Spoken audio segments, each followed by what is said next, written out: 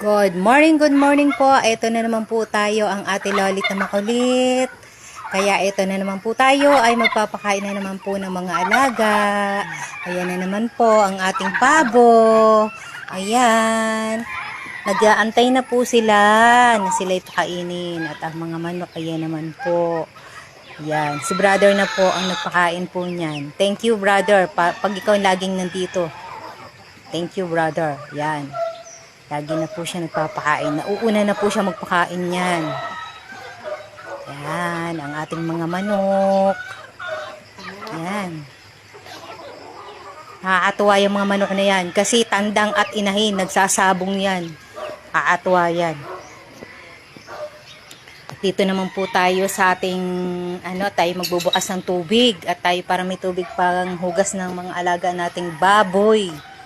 Ayan, at ang ating dalawang kambing at ating inay hindi pa rin nanganganak.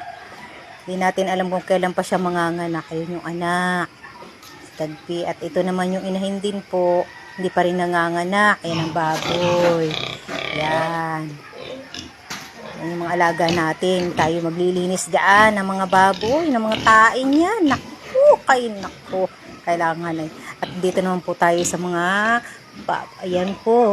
Ayan.